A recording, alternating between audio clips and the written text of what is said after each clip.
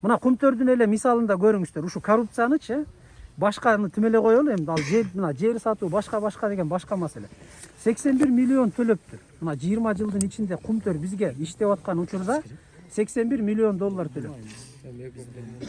Анан ошону дагы президент көтөрүп, биз кыргыздар өзүбүз эле алып, өзүбүздүн башкарууну киргизели десе, анда дагы жанталашып, каршы чыгышып, кыргыз иштете албайт, кыргыз кыла албайт, кыргыздын колунан келбейт, кыргыз барса эле талап коет, тоноп коет деп канча адам каршы чыкты.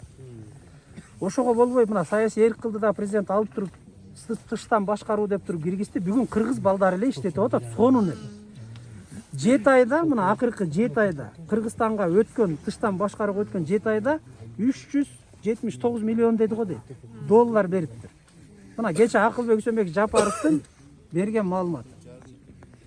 Элестеткиле мынакей 20 жылдын ичинде 20 канча жыл болуп атат, 81 миллион берсе, кыргыздар иштеткен акыркы 7 айда эле мына 379 миллион доллар берип атат. Ошодон 200 миллион доллар мамлекеттик бюджетке төлөп берип атат Кумтөр. Мамлекеттик бюджетке мына деп. А калган акчаны өздөрүнүн чыгымдары бар да. Реконструкция кылыш керек, жаңылаш керек, эскирген оборудованиясын жаңылаш керек. Ошого кетирет экен. Эми мына канча деген миллион долларларды биздин мурдагы президенттерибиз, премьерлерибиз ошол Кумтөргө крыша болуп жеп жүргөн. Ушудан эле көргүлө. Мына коррупция.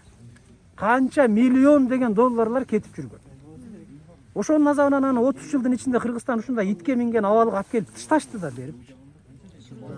Анан эми азыр шыр эле баягы президенттин деле, губернатордун деле, акимдин деле сыйкыр таягы жок да. Келип эле минтип тийгизип койсо эле баардыгы сонун болуп кетпейт.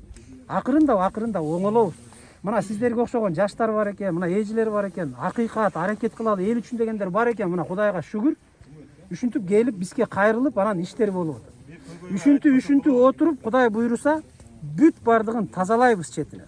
Эми буга чоң күч керек экен. Бут тоскондору бар, жаман көргөнү бар, башкасы бар. Бирок бүт бардыгына эскертип айтып атабыз.